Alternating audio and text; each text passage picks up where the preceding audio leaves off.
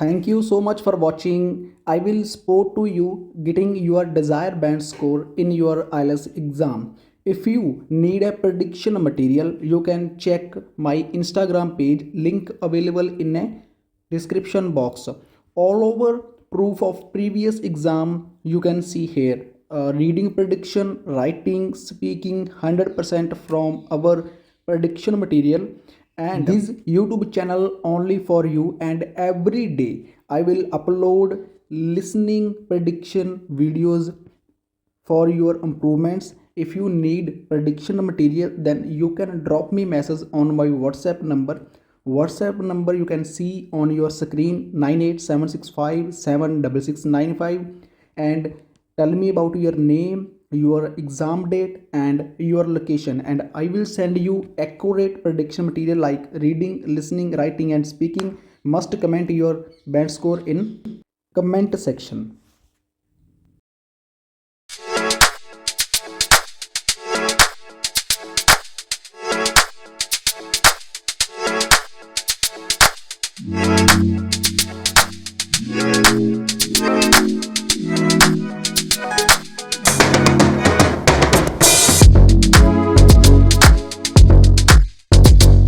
Tourists to the Red River Festival. First, you will have some time to look at questions 1 to 4.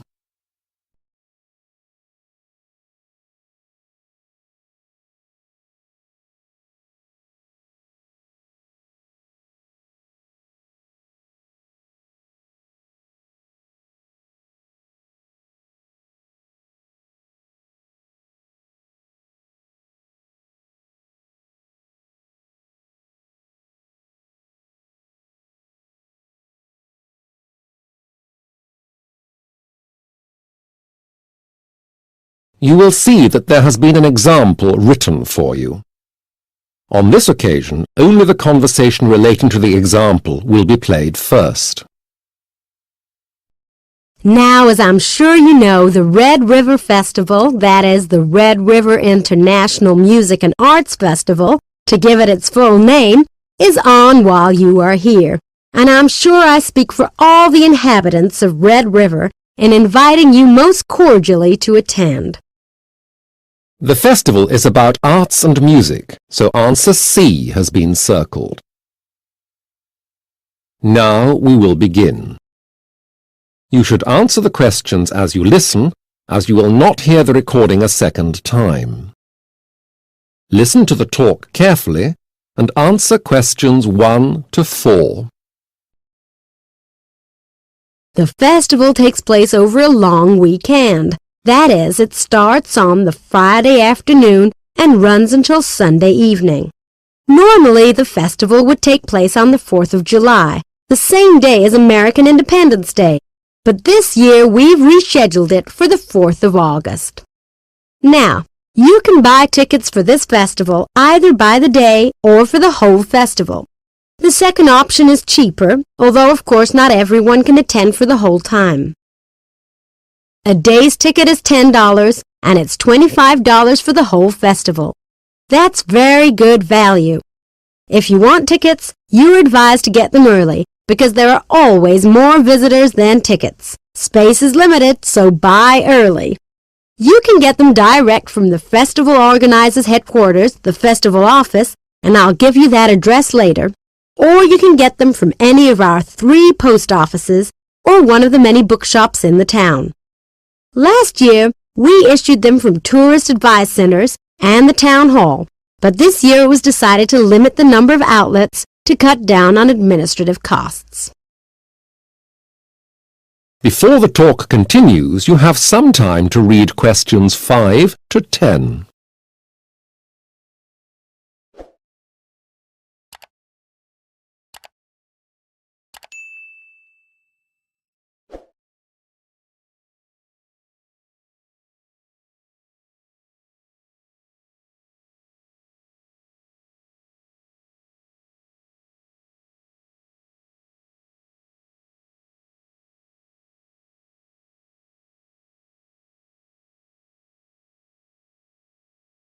Now listen carefully and answer questions 5 to 10.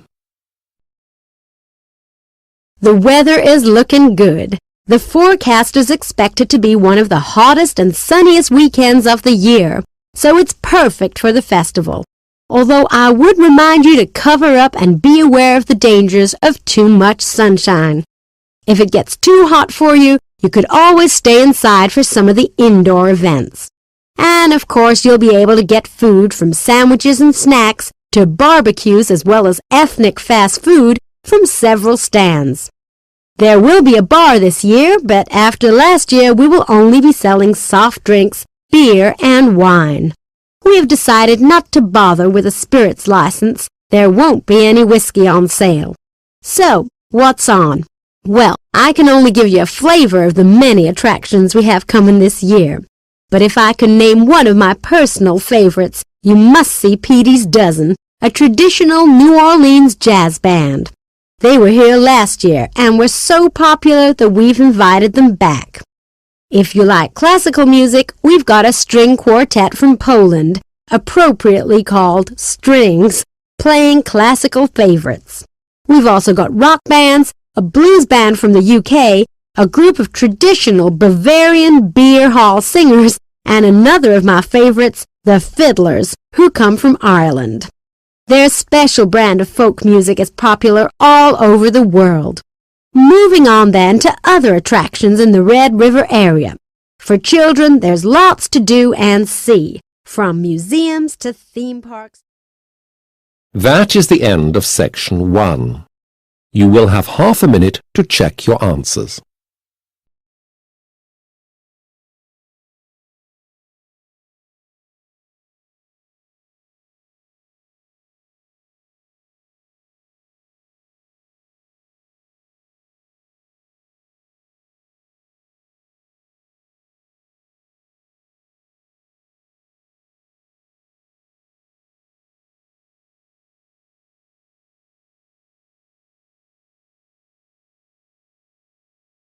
Now turn to section 2. Section 2. You will hear a man and a female bank employee talking about getting a loan. First, you have some time to look at questions 11 to 16.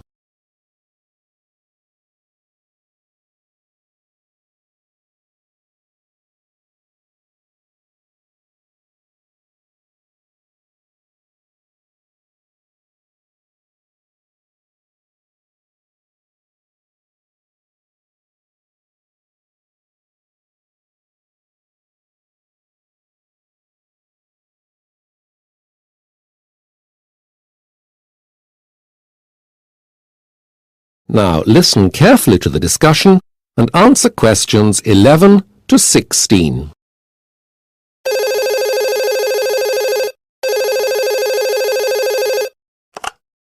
Good afternoon. County and District Bank Customer Services. Can I help you? Hello? I need to speak to someone about getting a loan, an overdraft. Yes. Perhaps I can help you. Do you bank with us, sir? Yes, my name is Mick O'Drew. Sorry, sir. Your surname is? O'Drew. Mick O'Drew. But my full name is Michael. And can I have your account number, please, Mr. O'Drew? Yes, it's 3926-1916. That's fine. Now, I just need to confirm some details for security reasons. What is your address? It's 24 Kilverton Drive. That's in Chalvey. That's Chalvey. The postcode is SA39ER. And your telephone number? 0458 88320. And can you tell me your date of birth, Mr. O'Drew? Yes, it's 23rd of February 1967. Thank you. Now, there are some gaps in your file here. I don't seem to have an address for you at work. No, when I joined your bank, I didn't have a job. Ah. But I do now. I work for Calver Engineering. That's in Carbury. The address is 30 Works Yard, Carbury. Could you repeat that? Works Yard. WORKSYARD. It's 2 words. Right. Thank you. Do you have a work telephone number where we can contact you, please? Yes, it's 0912 795 09. 7509? No, it's 79509. Oh, right. Thank you. How long have you been there, Mr. O'Drew? I started in 1998. Okay, that's fine. And can you tell me your current salary, please? Well, I'm not sure exactly, but it's about £18,000. You now have some time to look at questions 17 to 20.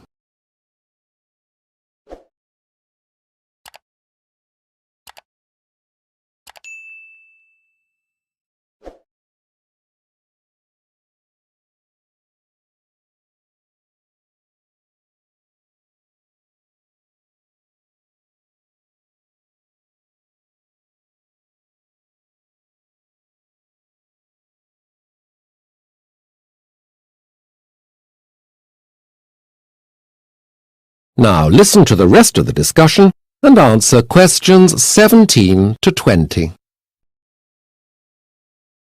Now, you would like an overdraft. Do you have any other major debts? What do you mean? Well, are you paying a mortgage on your house? Yes, How much is that every month? it's about £450. I see.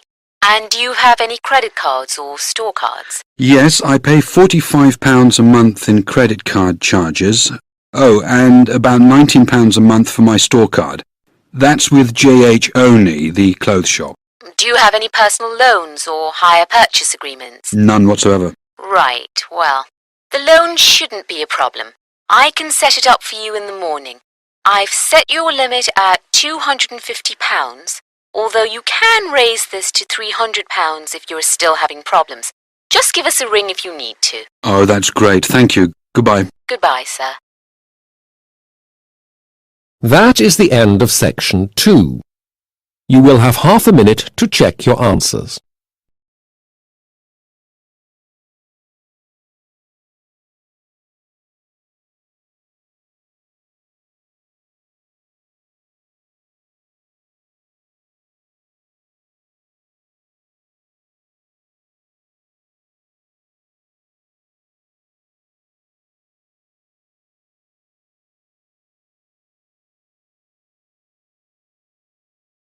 Now turn to section 3. Section 3. You will hear a conversation between two students, David and Maria, about the candidates for an election for student officers. First, you have some time to look at questions 21 to 23.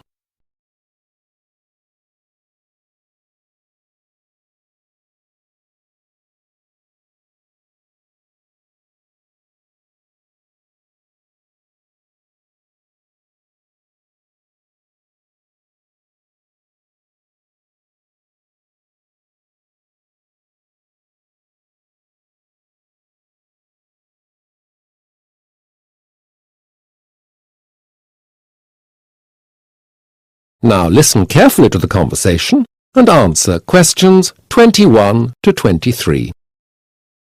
Hi, Maria. Have you voted yet? Oh, hello, David. What did you say? Have you voted yet?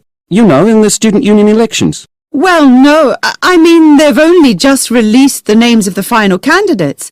The first round elections were only held last week. But I voted already. Yes, but that's the first round. You know how this works, don't you? Well, not exactly. I mean, I thought you just voted. It's pretty simple, but it's made more complicated because this university has 4 colleges, not just one.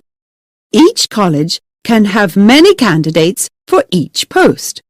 These are reduced to a logical number. Then the real voting takes place. So what did I vote for last week? That was the first round, like I said. You voted for the candidates for Peterborough College, that's all. There are also candidates from the other 3 colleges. Oh, I see. Well, there are 7 positions to apply for in the union, although 2 of those are dealt with later in the year. That's the president and the vice president. Anyway, each college sends 1 candidate on to the second round, so that's 4 in all for each post. In other words... In other words, it's 20 candidates. That's quite a lot. It isn't when you think that there are 14,000 students at this college. No, I suppose not. Can they all vote? Yes, part-time and full-time students. Everyone. But most don't. Only about a quarter of those eligible to actually bothered. You now have some time to look at questions 24 to 30.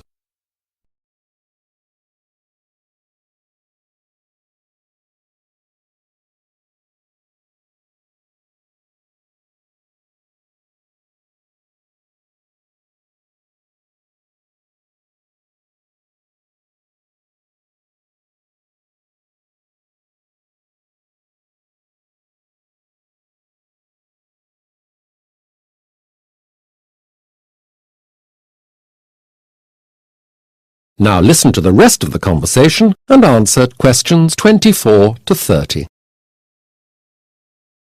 So, who are the candidates from our college? There was a leaflet about it this week. Some of the students stood as candidates for several posts before the final ones were selected. I think Jenny de Groot is standing for Women's Officer. She wanted to be Finance Officer, but Law got that post. She seems to be more suited to working for the female students here. Yes, I like her. She's the best person for the job. I'm not sure I'd support Michael McCarthy for his post. He's putting up for Entertainments Officer. Doesn't he arrange the Saturday night band for the college? And the sports events? Surely he'd be ideal. He has so much experience. Maybe. I don't think he chooses the right kind of groups for the college. He's too way out. He's not my choice. Who's the candidate to be overseas officer? A Chinese student who's been here for just over a year. She's the president of the Chinese club, and she organises some interesting cultural evenings for them. She seems to be quite capable. Do you really think so? She's in my seminar group for linguistics. Her English is quite poor, and she's so shy she never mixes with us. Oh, there are 30 different nationalities here, so she'd need to be more sociable. Perhaps Vikram Patel would have been a better choice. Yes, I think so. Who did you say was finance officer?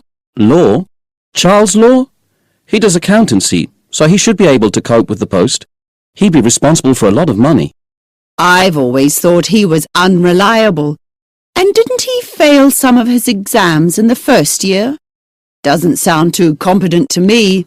Okay, yes, you're probably right. Who's the other person on the list? It's Brian McKay. Oh, McKay. He's quite a character. What position is he standing for? He wants to be the liaison officer. The person who lets the teaching staff know about any problems the students might have. He's such a sociable person. He'd be a great communicator. Yes, he's articulate and well organised, but he wouldn't be my first choice. Anyway, they're only the candidates from Peterborough College, so we'll have to wait for the results of the real election next week to see who actually gets each post. Yes, we can discuss this again. That is the end of section 3. You now have half a minute to check your answers.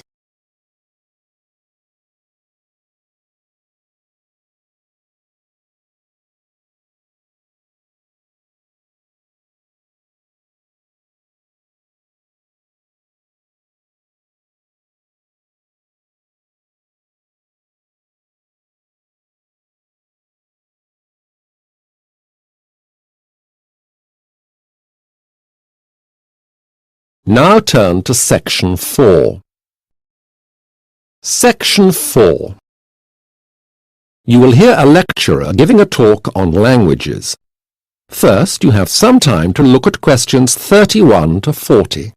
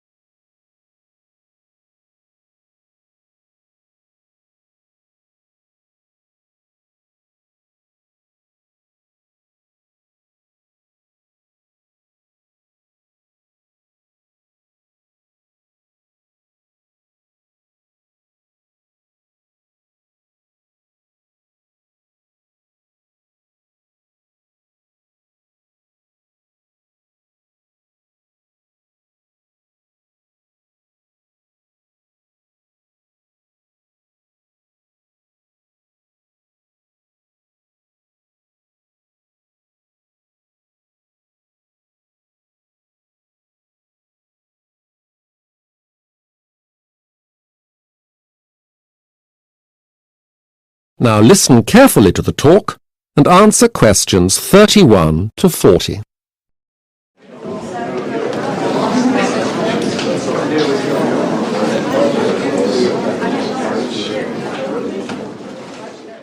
Thank you all for coming. Are we all here?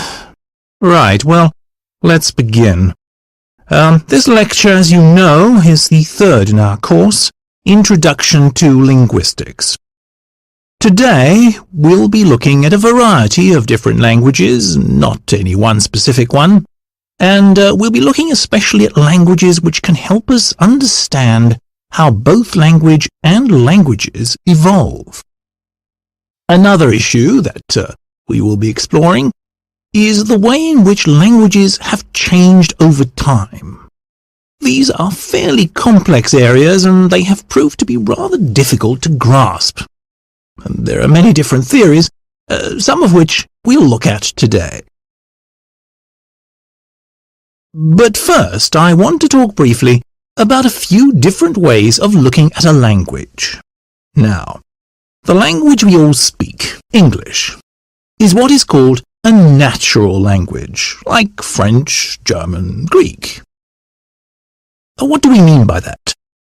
Well, it's a difficult term to define, because most languages have evolved naturally, except for a very few, such as Esperanto, which was invented in the 19th century. So, I suppose that what we mean by natural is a language which we consider stable, fixed, not constantly changing. Now, as we know, all languages are in fact constantly changing, so it's something of a misnomer. But let's put it another way. Natural languages are considered by us to be permanent. They didn't appear suddenly. They grew up out of other things. Now, I want to contrast these languages with two other kinds of language: Pidgin languages and Creole languages. A Pidgin language is a language which is forced into being by circumstances, usually some sort of situation where two groups meet and don't speak each other's language, and they invent an intermediary language, usually for the purpose of trade or sometimes war. An example is Tok Pisin, which is a pidgin spoken in Papua New Guinea. A Creole language, on the other hand, develops from a pidgin into a full language. This happens when the pidgin starts having native speakers, that is, people whose first language is the pidgin. This happened in the case of the French Creole spoken in New Orleans, for example. Pidgins are found all over the world, especially in areas which are or were once important trade routes: the Caribbean, China, Indian, the Pacific.